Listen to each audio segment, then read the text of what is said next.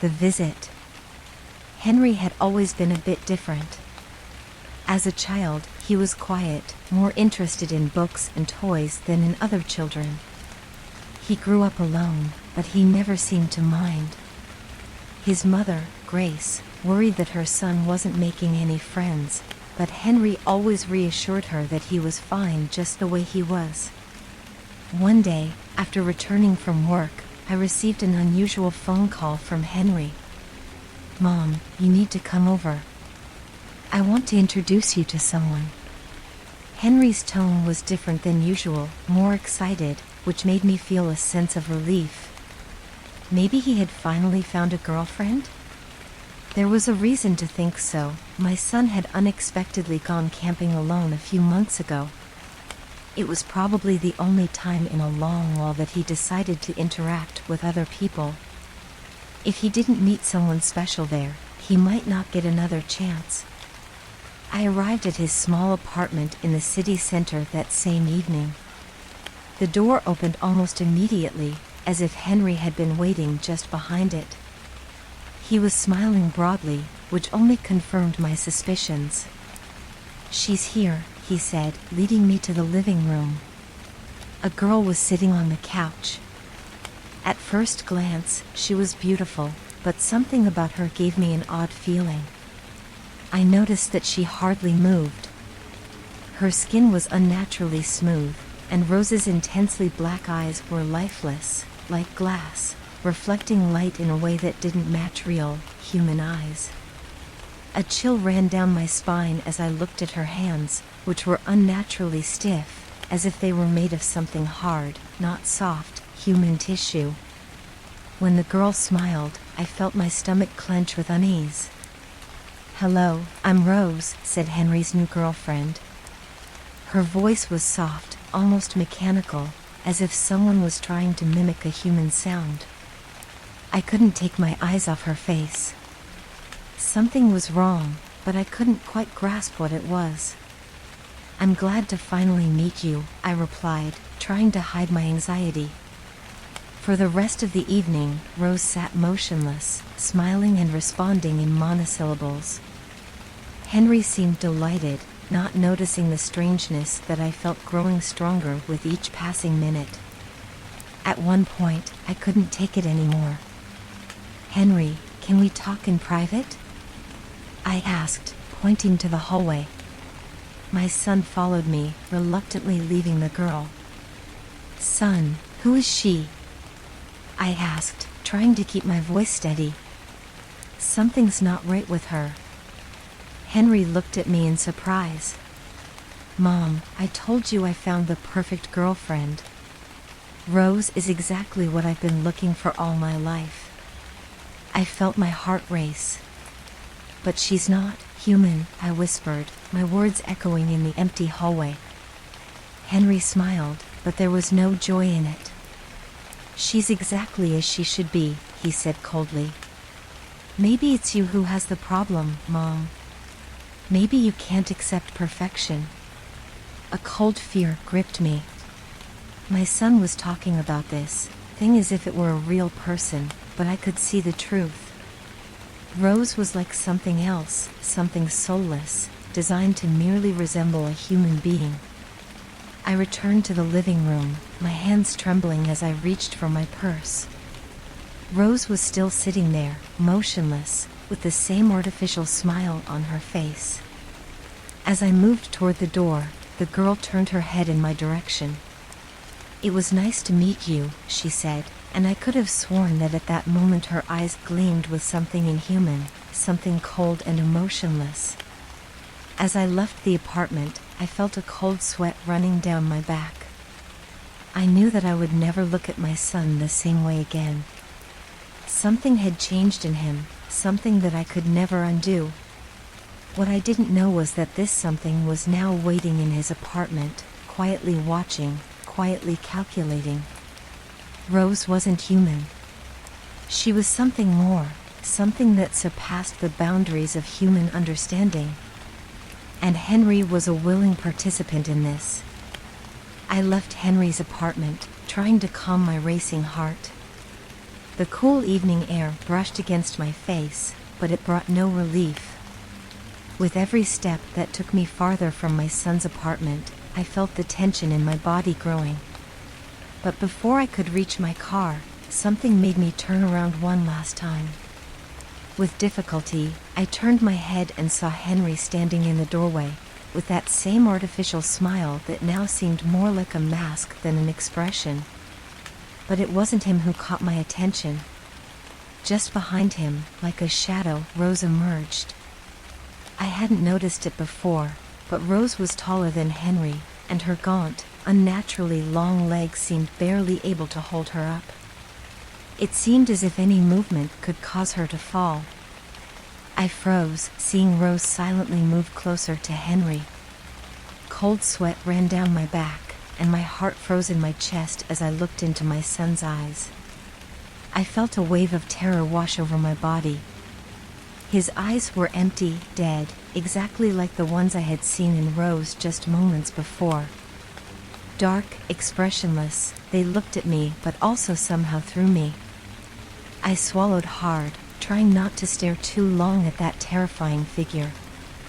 I felt that if I looked again, I would see something that I could never erase from my memory.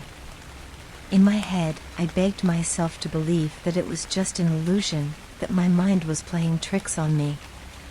Maybe it was the light, maybe fatigue, maybe stress. I had to believe it was just a momentary hallucination.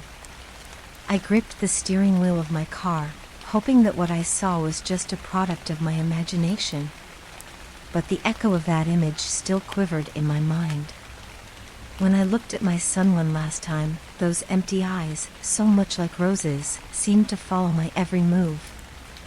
The omen. That night, I couldn't sleep for a long time. The image of Rose wouldn't leave my mind. Her unnaturally smooth skin, dead eyes, and that artificial, mechanical smile reminded me of something I had never experienced before. I felt as if I was looking at something that shouldn't exist. When I finally fell asleep, the night overwhelmed me with a nightmare. I found myself in Henry's apartment. Everything seemed normal, but only at first glance. The walls seemed closer, the space felt oppressive and claustrophobic. It felt as if the apartment was breathing, as if it had a life of its own, but that wasn't the worst part. In the living room, on the couch, sat Rose. But this time, something had changed. Her face, usually calm and artificially smiling, was now deformed, as if someone had forcibly tried to shape plastic into a human expression.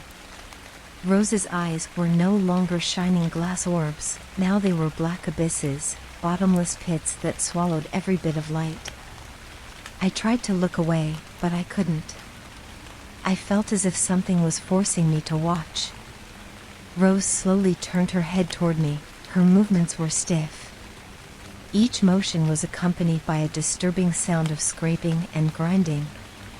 Rose began to slowly rise, her inhuman, jerky movements were like the animation of a mannequin.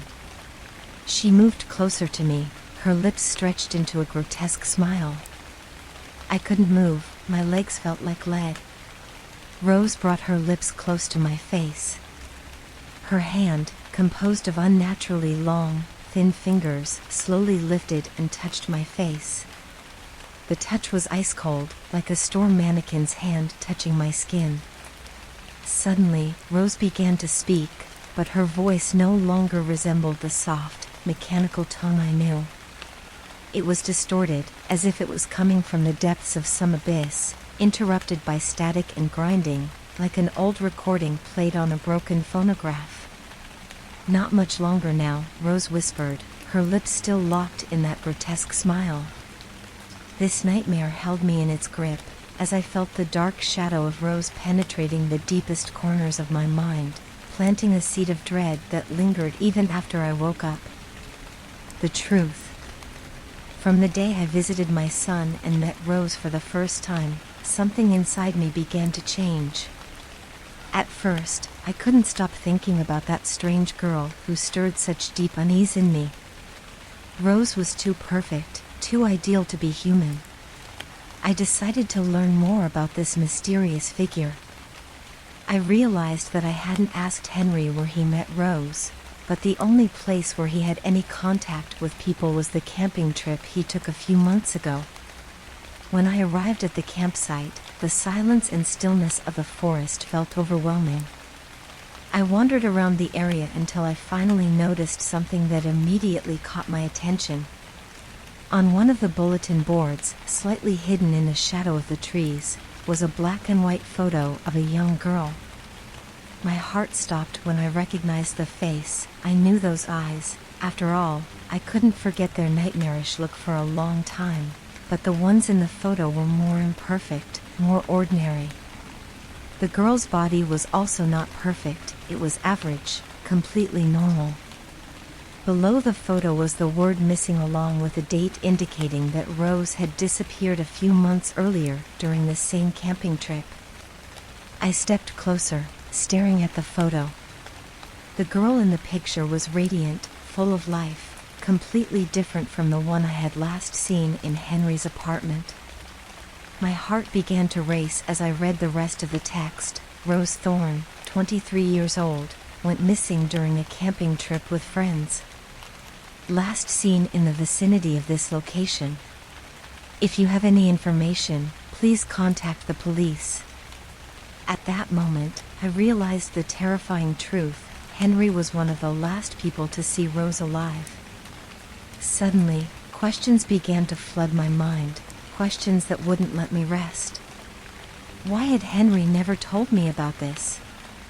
Did Rose disappear, or did something worse happen to her? And most importantly, what exactly is going on with the Rose that Henry brought home? Determined, I decided to report my discovery to the police. I felt I had to do it. Something about my son was starting to scare me, and Rose wasn't an ordinary girl. I got into the car, still thinking about what I should tell the police, how I should explain everything. But as I drove toward the nearest station, I suddenly felt something beginning to cloud my thoughts. A disturbingly realistic image of Rose appeared in my mind, reminding me of that strange smile, the inhuman appearance, and those empty eyes. I felt as if Rose was right beside me, whispering in my ear, altering the course of my thoughts. Suddenly, what I was supposed to do seemed less important. My thoughts became fuzzy, and the direction I was heading no longer mattered. Instead of going to the police, I unconsciously turned onto the road leading back home. My mind was becoming increasingly blurred, and the memory of the photo on the bulletin board began to fade. Soon, I completely forgot why I had gone to the campsite in the first place. The only thing that remained in my mind was the image of Henry and Rose standing in the doorway, with empty eyes, staring at me as if through eternity. Perfection. Perfection.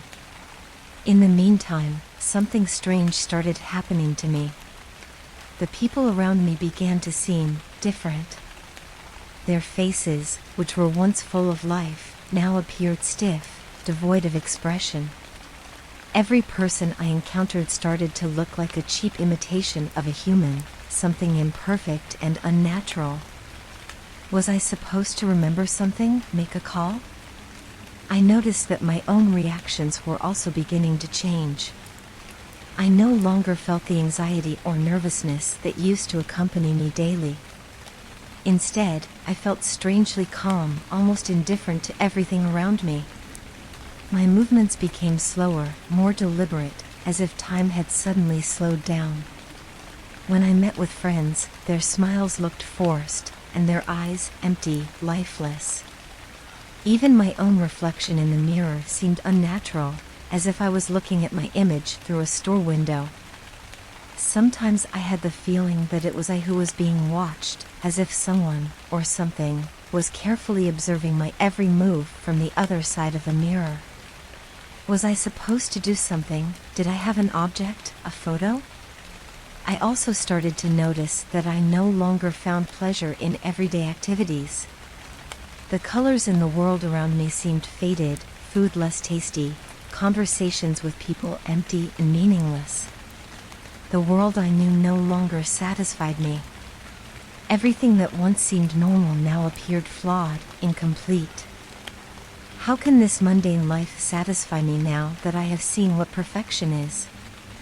People's faces were full of flaws, wrinkles, scars, expressions of sadness and fatigue. All of this now repulsed me. Thoughts of Rose's perfection clung to my mind. I stopped when I passed an old woman walking towards me, and without thinking, I whispered, "You shouldn't be here." The old woman looked at me with terror, and I just sighed. I knew this was only the beginning. I was supposed to remember to visit my son. A few weeks later, I visited Henry again. Rose was sitting in the same spot as before, in the same pose, as if it were the same day as my previous visit. But this time, when I saw Rose, I felt something I couldn't comprehend before: admiration. The girl who once filled me with unease now seemed to embody everything that was best. Her perfect skin, flawless features, fluid, almost mechanical movements, all of this was proof to me that Rose was perfect. During the conversation with Henry, I suddenly said something that shocked me to the core, although my voice was calm and composed. "Henry, you were right. Rose really is perfect. Now I see it." Henry smiled, but his smile was empty, devoid of warmth. "I'm glad you understand, Mom. I knew you would see it eventually." I looked at Rose, then at my son. I felt an echo of some emotion. It could have been terror, but now it didn't matter. It was just a faint glimpse of what I once felt. My mind had changed, taken over by a new way of perceiving the world, cold, calm, recognizing only perfection. I left Henry's apartment, knowing that I would never see the world the same way again. Everything that once mattered to me now seemed meaningless. I had only one thought in my mind: Rose was perfect. And anything that isn't perfect no longer has any value to me. A new beginning. When I returned home, I sat down in front of the mirror in my bedroom. I stared at my reflection, trying to see something that once was my own reflection. Instead, all I saw were imperfections. "Rose," I whispered, reaching out toward the mirror, as if trying to break through the glass. I need to change." After a moment, I lifted the scissors to my hair, beginning the process of perfecting myself. When I was done, I didn't even wipe the scissors. I paused for a moment, feeling my heart beating steadily, without any emotion. In the mirror, now splattered with red, I saw something in place of my reflection, a face smooth, expressionless, almost perfect. I ran my hand over my skin, feeling the cold and stiffness under my fingers. "Is this me, or Rose?" I thought, and my lips formed the same artificial smile. When I stepped outside, I looked up at the sky, which, despite the early hour, was now black and starless. I took a deep breath, feeling an unfamiliar emptiness in my chest. "Rose is perfect," I repeated in my mind, and my gaze turned toward the nearby park, where children were playing on the swings. For a moment, I wondered how they could be improved, perfected. I began walking in that direction, with a quiet, emotionless smile on my lips.